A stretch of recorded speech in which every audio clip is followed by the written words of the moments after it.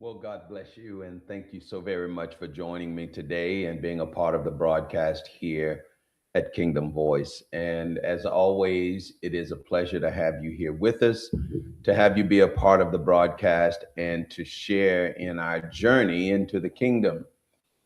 That as we grow, mature, and as we become more intimate with Mother and Father, we truly can embrace this identity that has been granted us and blessed upon us so that we can become the representative of Mother and Father in the earth, wherever we may be stationed in the kingdom.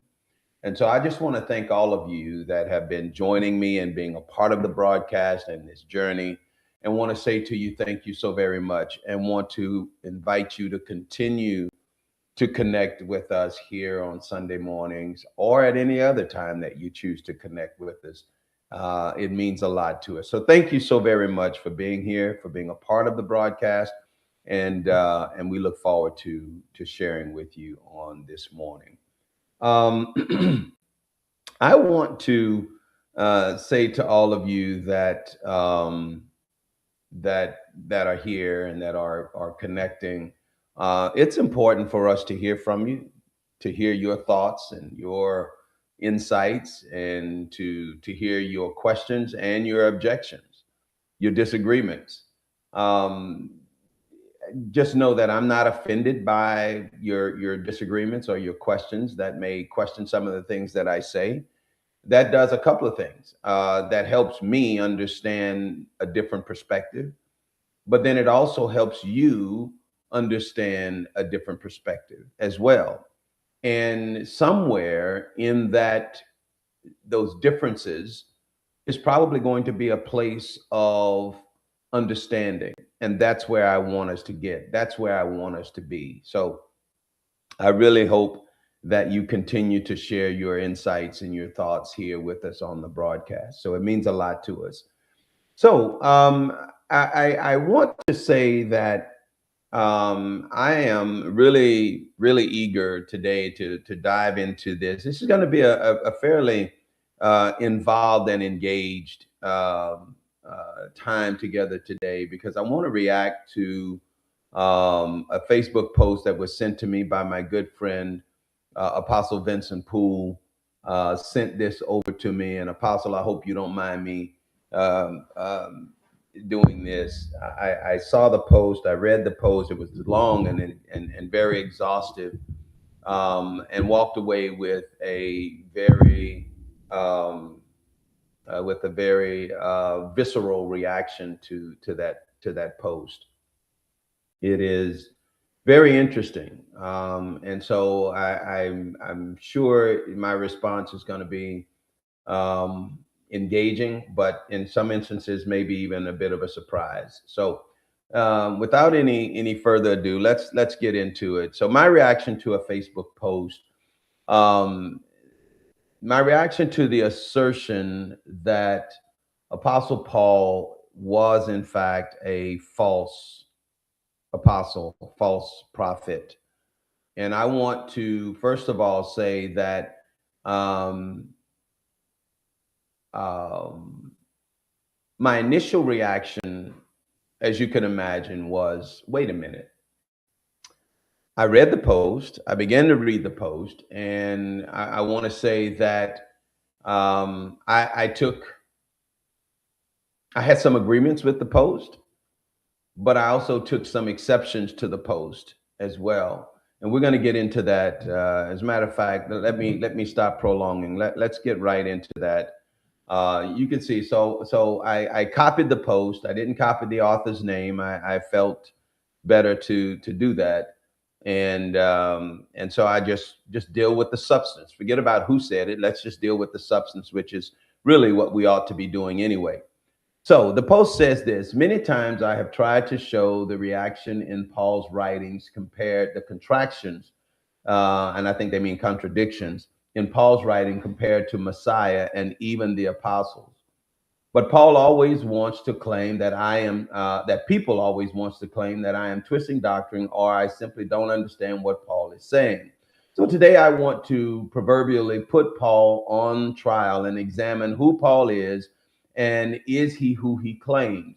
Because if he is not who he claims, it discredits his writings and his doctrines. Not only does it discredit his writings and his doctrine, it discredits Christianity. If Paul is not who he claims to be, then Christianity, by and large, is discredited. And I'm going to tell you why that is the case. And I'm gonna touch on it, and we'll deal with it in as we go through um, um, this broadcast today. So if Paul is not who he claims to be, then by and large, Christianity is discredited because over 1/3 of the books that are in the New Testament are asserted to be authored by Apostle Paul, number one. Number two, the writings of Apostle Paul are the first writings of the New Testament. Anything that came after Paul was, or rather, all the remaining books came after Paul's writings. So Paul claims the pole position in terms of the authenticity of the Christian doctrine. Now, I know we like to ascribe the Gospels as heavier weighted than Paul, but I don't. Because Paul was first. Whatever came after Paul was subject to Paul's writings as well. And so I find that very interesting to say that if Paul is not who he is, who he claims to be, then Christianity, by and large, is called into question. So the writer, the post goes on. Let's start with a statement that we all quote, and let's take it a step further. In the mouth of two or three witnesses, a matter is established. Deuteronomy 17:6 and 19:15. And Messiah restated it in Matthew. There is the first reference to one of the Gospels, which comes after the writings of Paul. Matthew 18:16. We see examples of 2-3 witnesses all throughout Scripture. In Revelation, it speaks of the two witnesses, the two candlesticks, the two lampstands. These boil down to the law, represented by Moses, and the prophets, represented by Elijah. So we are shown where we need to look for these witnesses. We must have a witness in the Torah, and at least one in the prophets, and a third witness in Messiah himself. According to Amos 3:7, Father does nothing without telling his prophets first. So first of all, let's talk about Messiah. We certainly have Elijah and Moses, the Torah, the Old Testament, the law, right?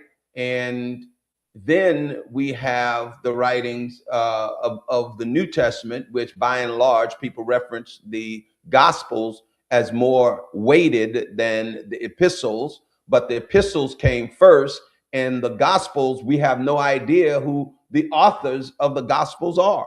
Again, when you start to look at a lot of the rhetoric around this topic, you have to start to think about the peripheral issues, the underlying issues around these the Gospels and the writings of the New Testament as well. And again, you've heard me say on this broadcast so many times that even the writings of Apostle Paul are called into question as to whether or not the authorship of some of those books that are supposedly attributed to Paul were in fact written by Paul. So you've got all of that dynamic as well. And I would say, well, I'm not going to give away too much, but you have to consider all of those things. It is not as black and white, if you will, as some people may assert it to be. And so when you begin to ask these questions and bring forth these challenges, you begin to get down to the meat and potatoes of it all, the real essence of the arguments that are being made. And today the argument is asserting that Apostle Paul was in fact a false apostle, a false prophet. Okay. And I want to continue to react to that. So The author of this post begins to talk about some of their corroborating um, witnesses, their corroborating evidence that Paul was, in fact, a false prophet. So it goes on to say that, to make the assertion and to provide the evidence that this is what Paul was to be. Okay. Then it goes on to say, according to Amos 3:7, Father does nothing without telling his prophets first. So we have a plethora of prophecies about Messiah coming, listed in the Old Testament, both in the Torah and the prophets, the two witnesses, and many recorded eyewitnesses of him in history.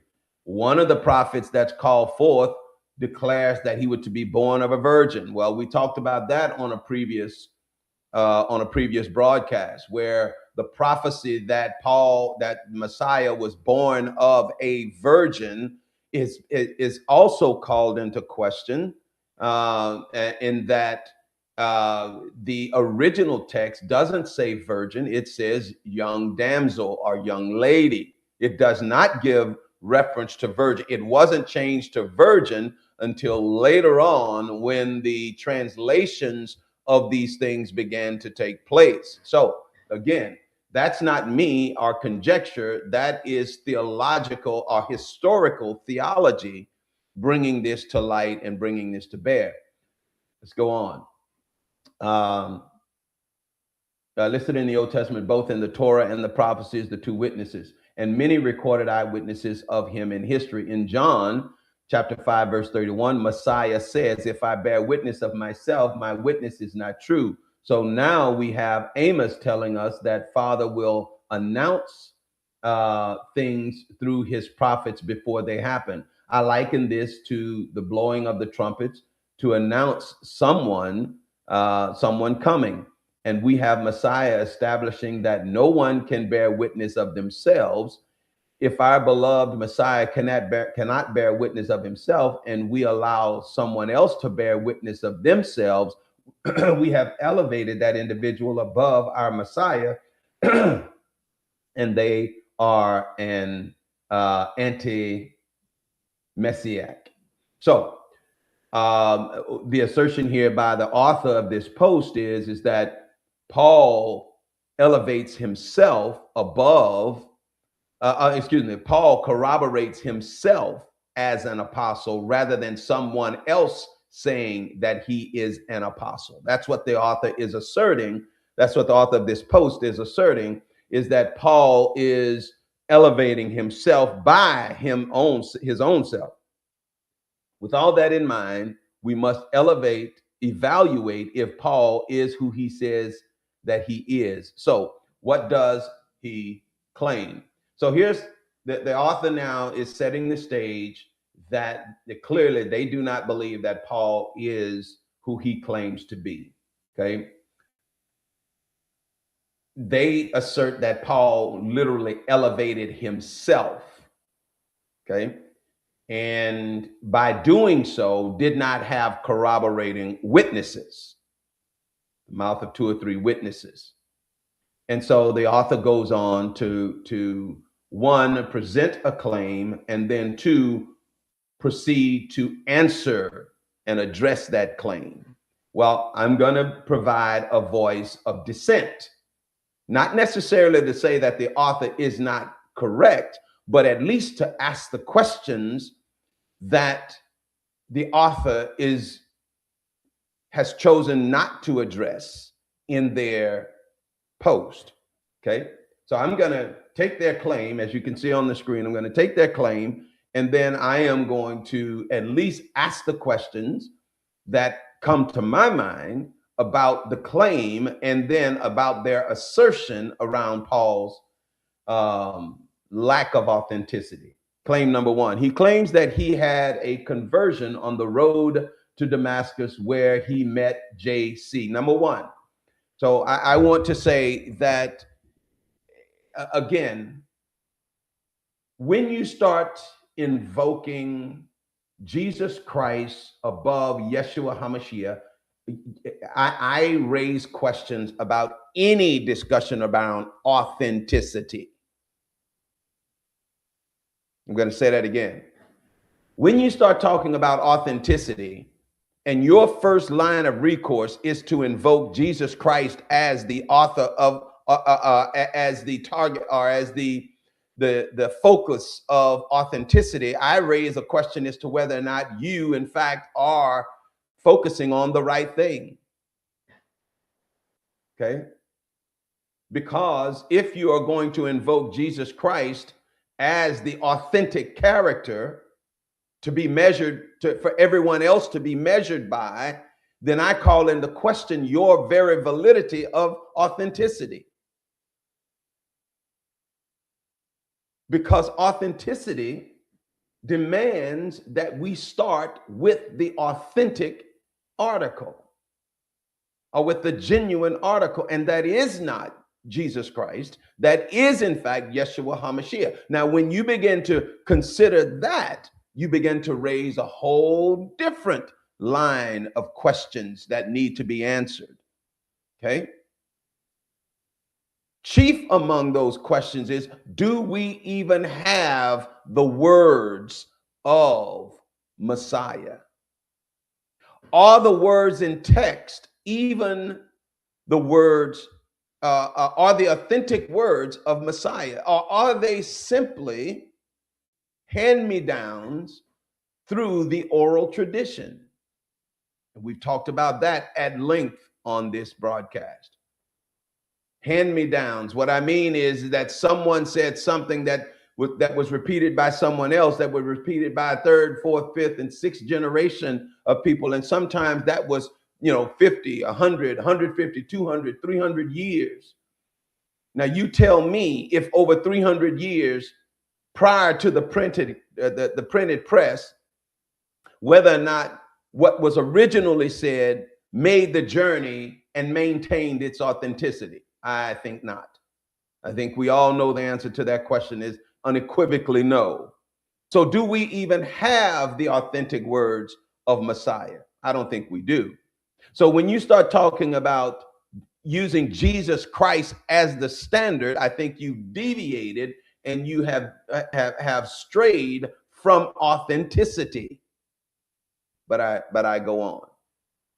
He has zero written eyewitness account for this conversion. Basically, the author is saying Paul has no one to corroborate his conversion. Keep in mind that Paul was on the road to Damascus with his cohorts who were wiping out the Nazarenes, and then he went to study for 12 years afterwards. So Luke was not with him, but is simply interviewing Paul years later and recording it in Acts. Therefore, he is bearing witness of himself. Basically, Luke was taking Paul's account, and the only corroboration of that account was Paul's words to Luke. So the author is discounting that as to say that Luke was not a hand eyewitness. So let's take that as a point of note from the author and apply that to the very validation that to the very corroboration that the author uses to validate their argument. So if you take the eyewitness account, then the Gospels, by that logic, are discounted. The Gospels are not eyewitnesses to these events. They are secondhand accounts. In some instances, 20, 30, or 40 hands removed from the original to write the Gospels. Do you understand what I'm saying? So the author asserts that if I don't have an eyewitness account, then the text or the comments or the issues are invalidated. Then by that logic, the Gospels themselves, which the author asserts as corroboration for their argument, are themselves invalidated. This is why you have to, when one of the things that I often do when I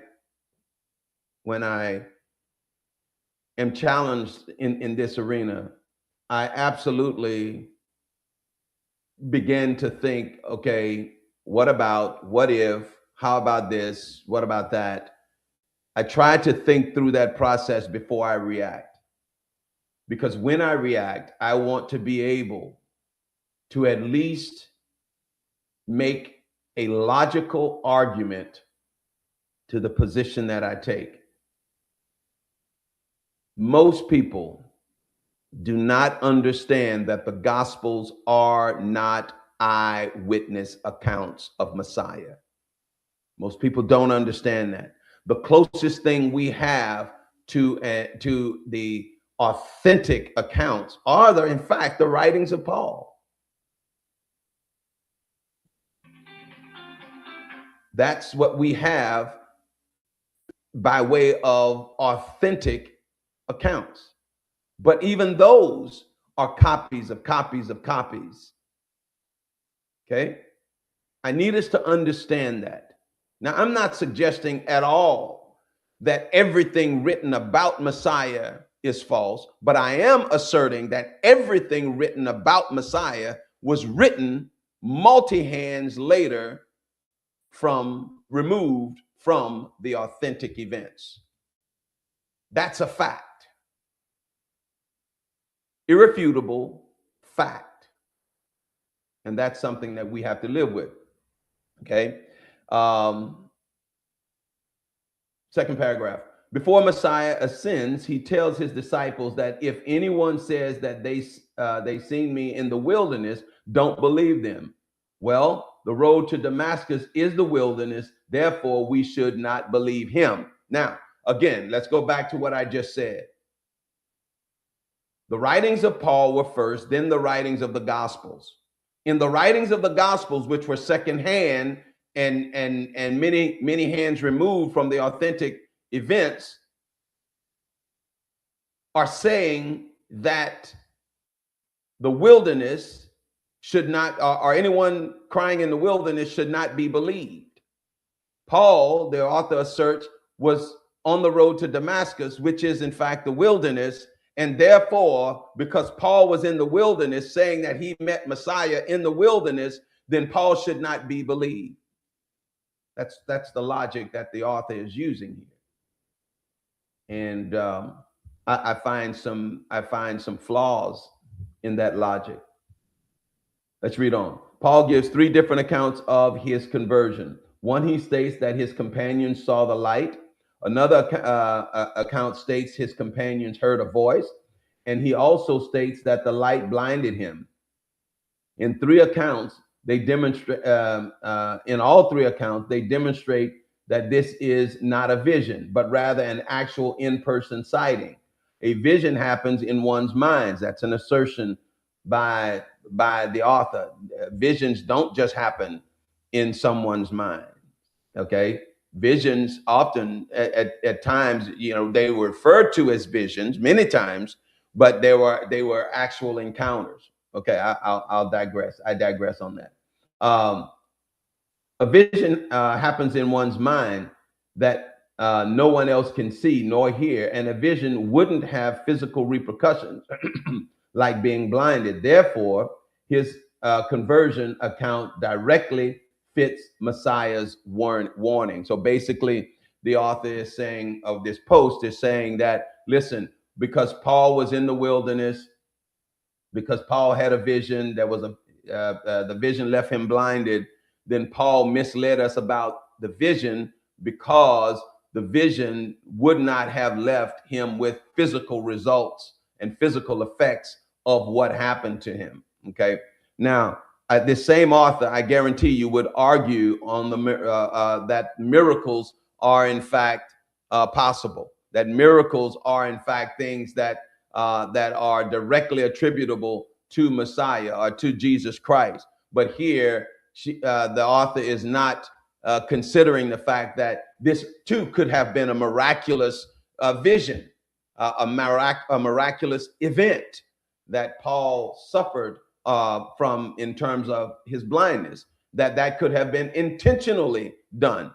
Again, I simply am addressing some of the assertions that the author is making here, and find it very interesting that the author is would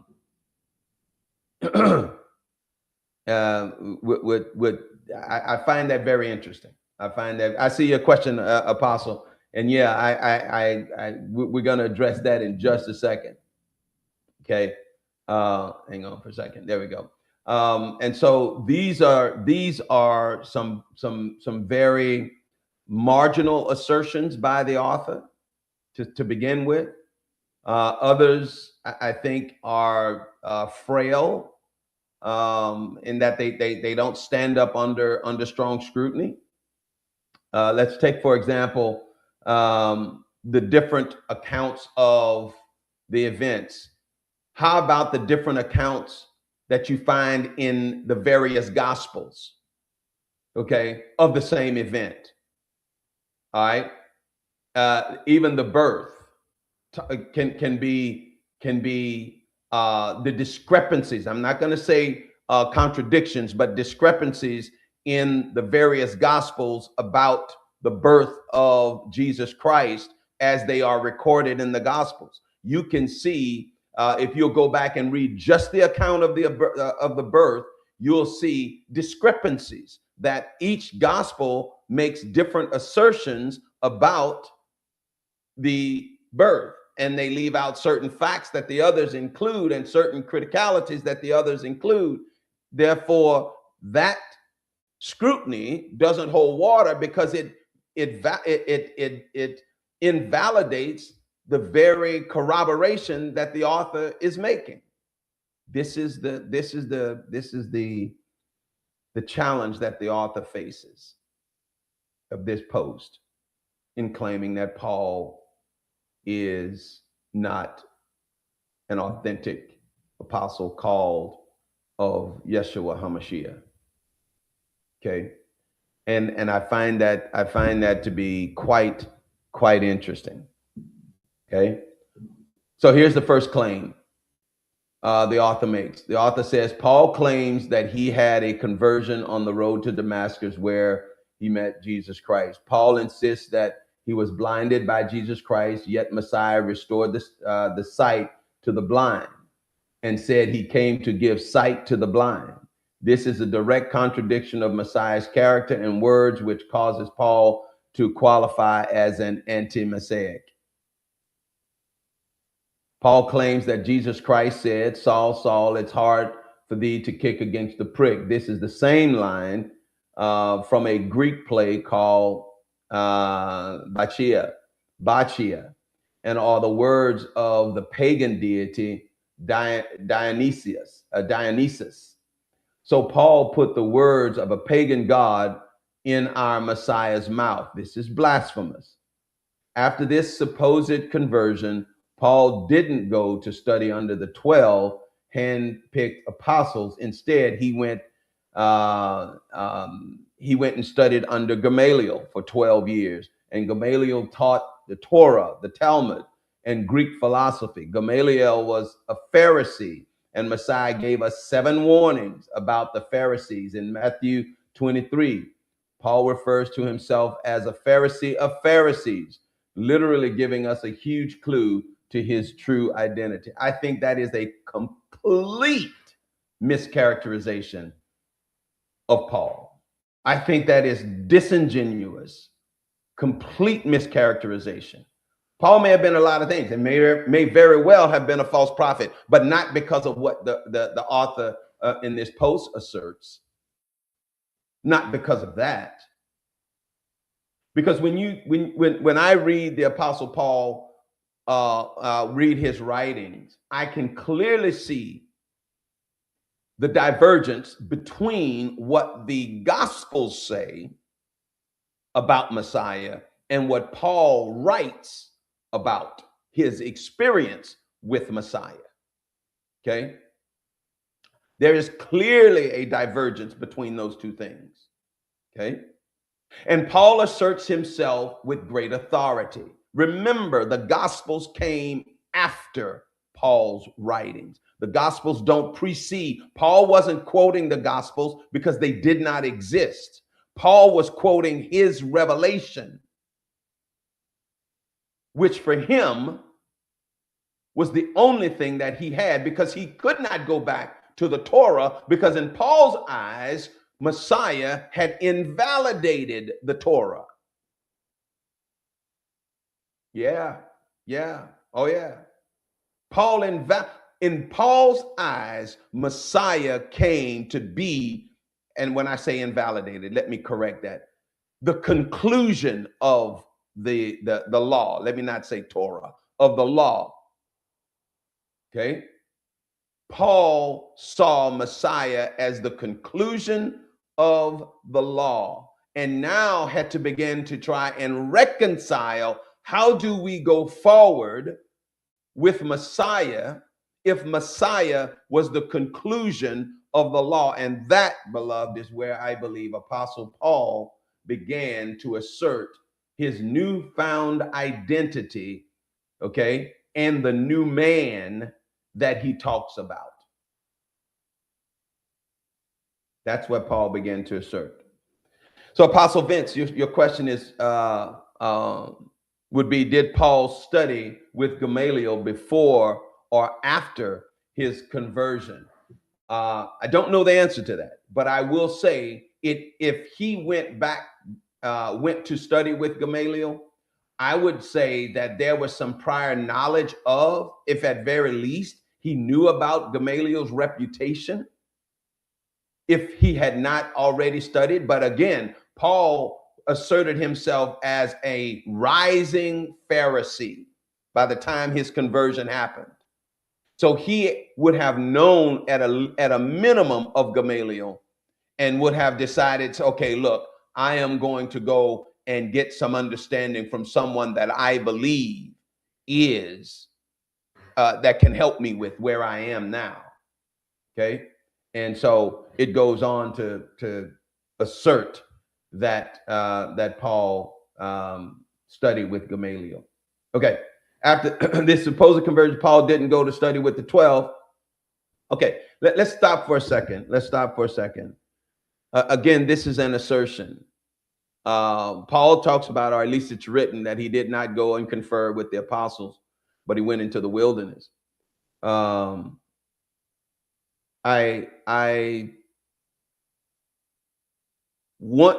find it interesting, and that is very interesting, and it's a point that I don't have a real response for. I don't think anyone has a response for, as to why Paul would not have gone and done that. But we do know from at least the written text that he did not, and that's something that, okay, we have to deal with. But to assert that because he did not makes him a false apostle, I think is a gross overreach. I think it's a gross overreach. All right. Greek philosophy. Paul refers to himself as a Pharisee of Pharisees, literally giving us a huge clue to his true identity. Conclusion of his conversion, demonstrating that this story is either false or it wasn't Messiah who he met on the road, as he is bearing witness of himself and fits the warning that Messiah gave us. Again, I think that is a massive overreach on the part of the author, and I think makes filled with conjecture and innuendo and just a lot of subjectivity. Okay. If you want to find that Paul is not an authentic apostle, I think there's plenty of evidence to do that. But I want you to understand too, if you want to find that Jesus Christ is a false prophet, I think there's plenty of evidence for that as well. If you go back to the Torah, there's enough evidence in the Torah to say that Jesus was a false prophet. Why do you think the Pharisees rejected him? Because they found enough evidence in the Torah, okay, in the Talmud, to say that Jesus Christ was a false prophet.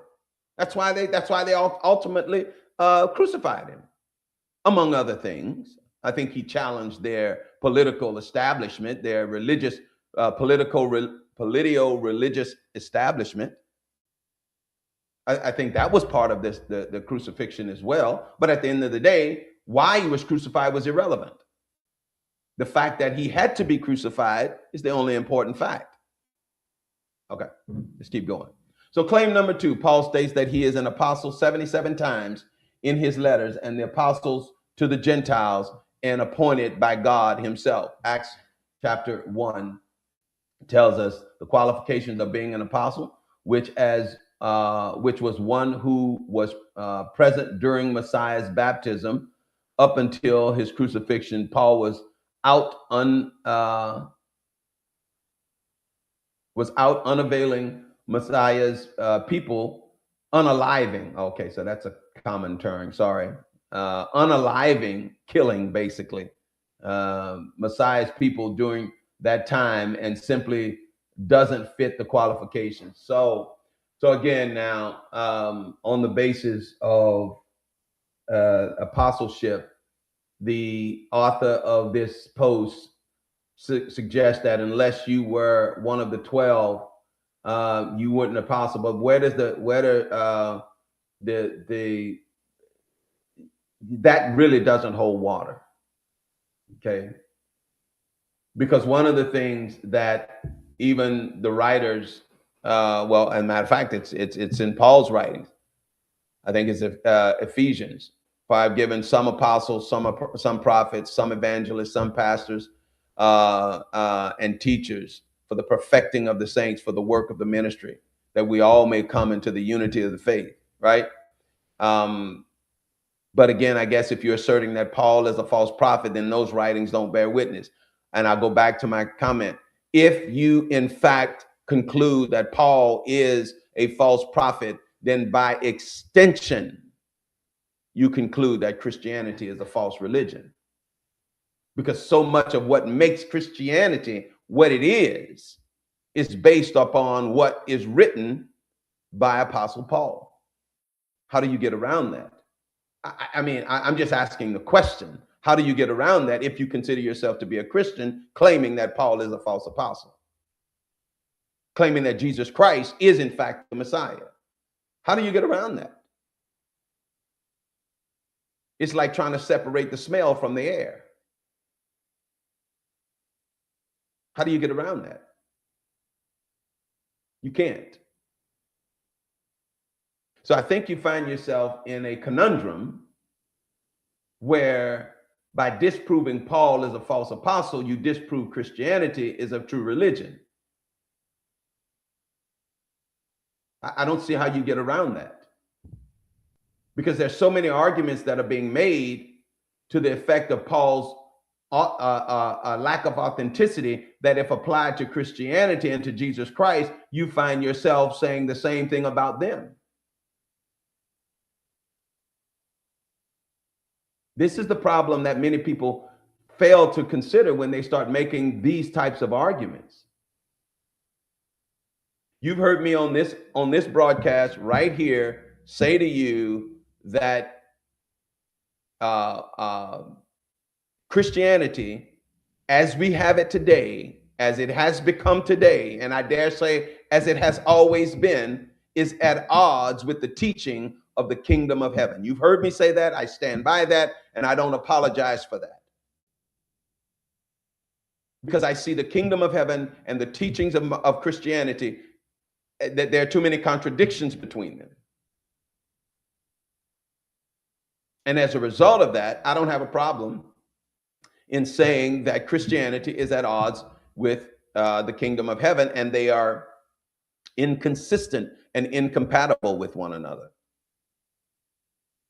I don't think the author is prepared to say that about Christianity as it relates to their assertions about Apostle Paul, because they want to hold Christianity and Jesus Christ as authentic and Paul as inauthentic. And I don't think you can make that argument from the same basis of scripture that the author is attempting to use. Okay? So let's keep reading. Revelation 21:14 tells us that there are 12 foundations in the New Jerusalem. And if Paul was an apostle, he would be a 13th. so that that disqualifies him as well. Again, let's take that same logic to say that there is only one right hand of the Father, right? To say that there's only one right hand of the Father, and that the only person that can sit at the right hand of the Father is Yeshua HaMashiach, okay? And because there's only one right hand and one place at the right hand of the Father, then there can only be one Son. Then that invalidates all the rest of us. That same logic. Now, I'm just by extension extending that same logic. The logic of 12 foundations, yes, that goes in fact to the 12 original. There is a place, it's called the firstborn, that belongs only to Messiah. But that doesn't invalidate the rest of us as sons and heirs and daughters of the kingdom. The fact that there are 12 foundations that have been set aside in the New Jerusalem for the 12 apostles, I believe that that very well may be the case and can be the case. But that doesn't invalidate Paul. Paul just had another place in the apostolic lineage. That's all.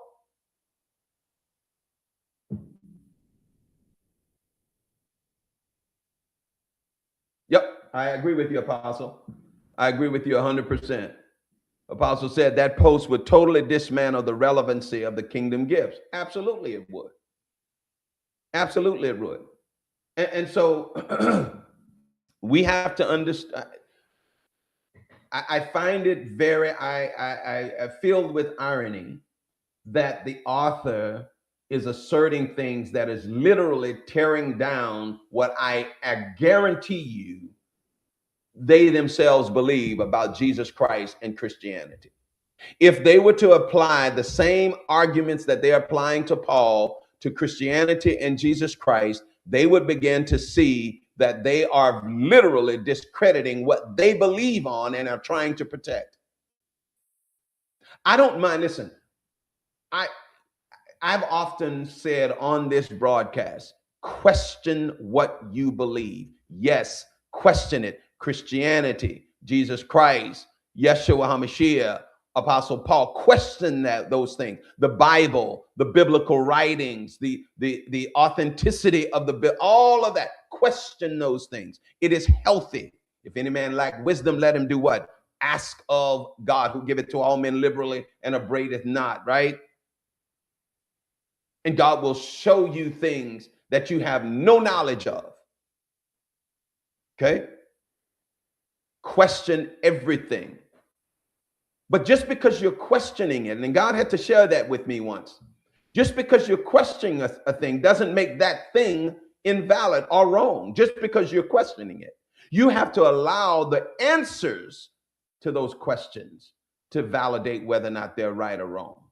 And God had to tell me something else. God said, just because something has now been outdated doesn't make it eternally wrong. There was a time when that was in force and in place. I'll give you an example. It's a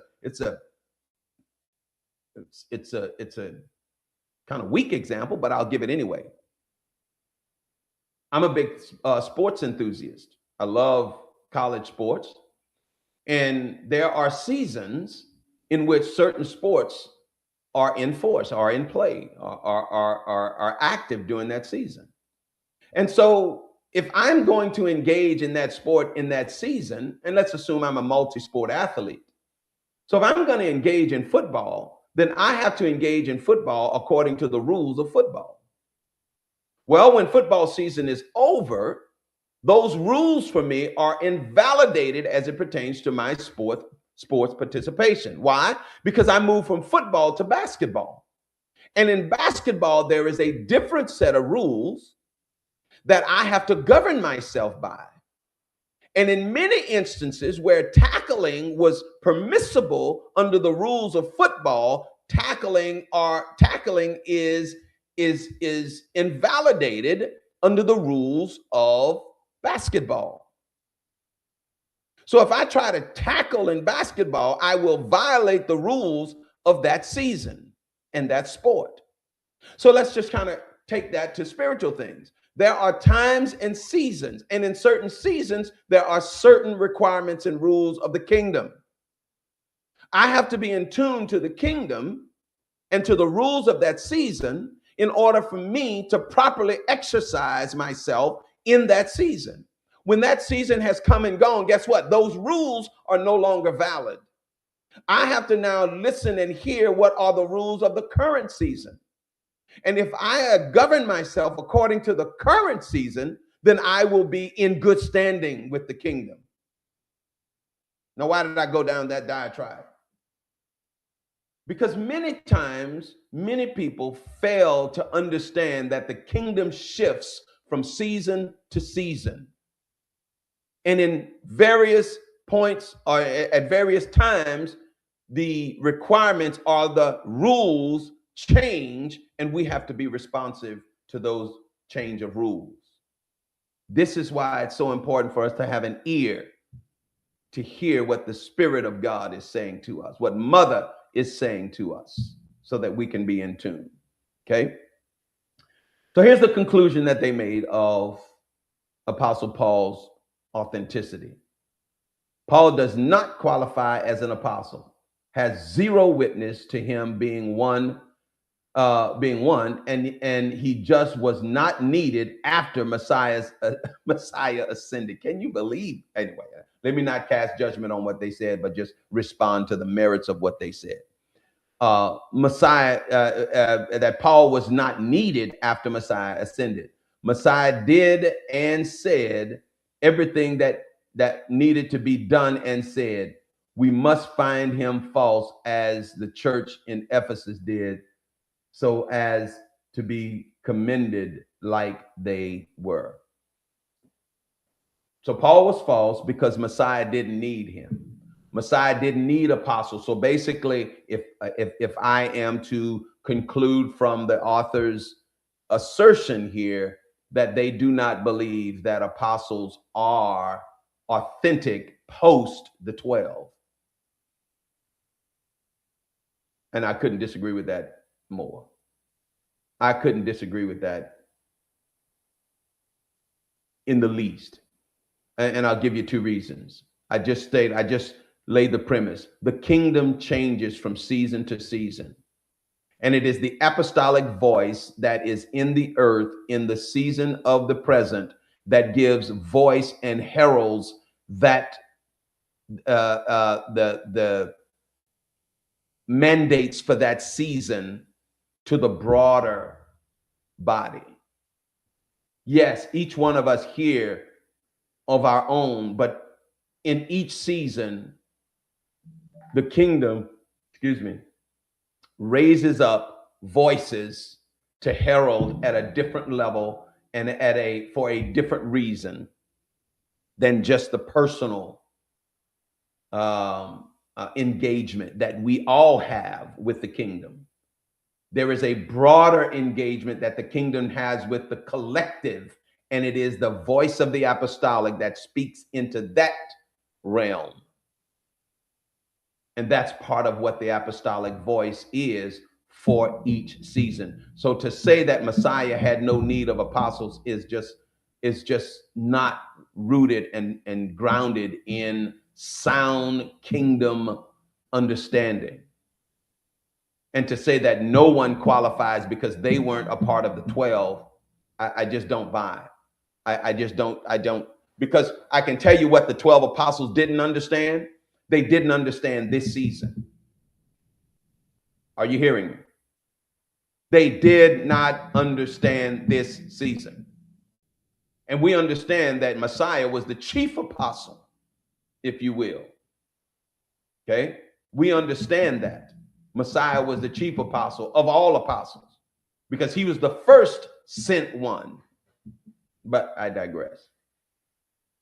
Yeah, I find the author's writings a bit shallow, in that a lot of the assertions that the author makes, if applied to the very things that they're using to validate their argument, would dismantle the very validation that they seek.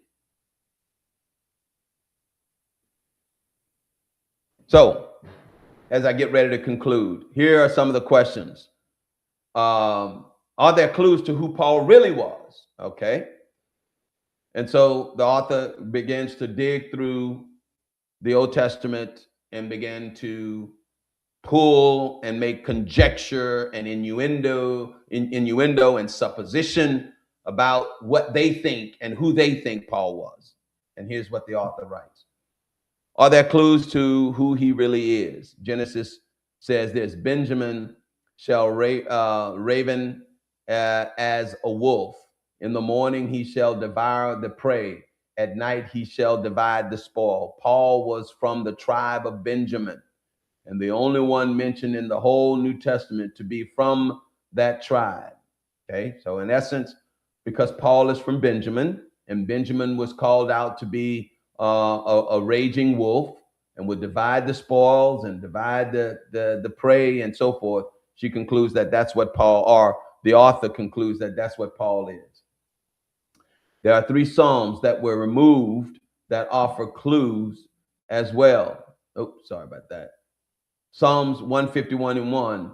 I was the youngest among my brethren and a youth in my father's house.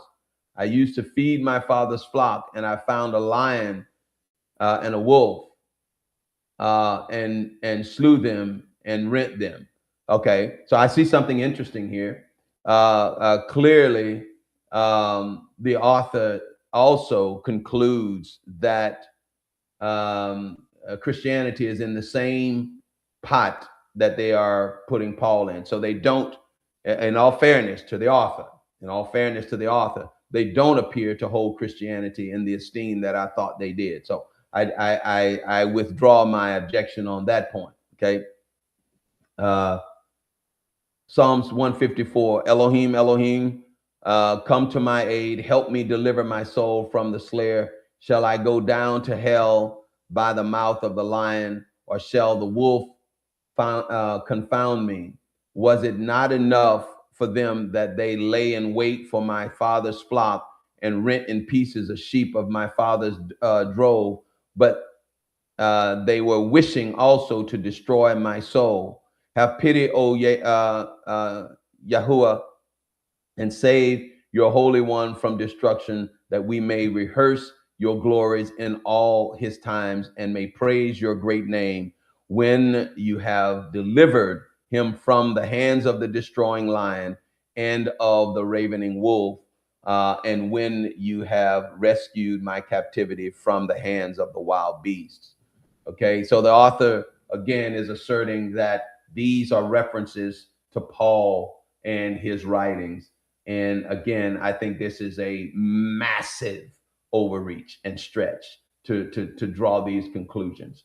A massive overreach and stretch about the Apostle Paul and his writings. Again, I just find it very, very ironic of such. And I'm going to say something here in just a little bit, but I want to reserve that as we come to a conclusion. Now that we have the language of the Benjamite wolf established, let's look at Zechariah 11, the tale of 2 shepherds. The prophecy tells us of 2 shepherds, beauty, who was given the poor of the flock, whose wages were 30 pieces of silver. This is what Judas was given for betraying Messiah. This is a sign that this referred to as the foolish shepherd, who will eat the flesh of the fat and tear their hooves. Sounds very much like that, like what the wolf does, rent to pieces. Zechariah 11, woe to the idle shepherd that leaves the flock, and the sword shall be upon his arm and upon his right eye. His arm shall be clean dried up, and his right eye shall be utterly darkened. And it goes on to again assert some other things. Did Paul claim to be blinded by the light? So once again, it's pulling a lot of conjecture, you know, and just picking and choosing things out of the Old Testament and saying that applies to Paul. And again, that's a stretch. Listen, if you're going to make an argument like this, you can't have innuendo and supposition. You truly have to have something to to sustain your argument. I don't see anything here that sustains the argument of this author's post and the assertions within the post. I see a lot of conjecture. I see a lot of what if this and maybe that and could be something else. I see a lot of that, and I just find it very very challenging. Well, listen, clearly the author concludes that there is a lot of reasons that they feel that Paul was false. I don't share that. I think this is I think this is just a lot of trying to find reasons to validate something that they believe rather than letting the evidence say that this is so. And I think that's what this author has run into. So, listen, beloved, I hope you found this to be a little bit intriguing, a lot intriguing actually, and that we can begin to dialogue around this. Begin to I hope you can begin to develop some thoughts around this. I personally believe Paul was authentic. At least the person who is being represented by these writings was authentic. Quite frankly, I see a lot of my calling, and I can identify a lot of what I've experienced as an apostolic voice in what I read from the Apostle Paul's account, and because I don't share a lot of the same beliefs that many Christians share, yet I came out of Christianity. I see and hear the voice of God in many ways different. And so I find it very interesting.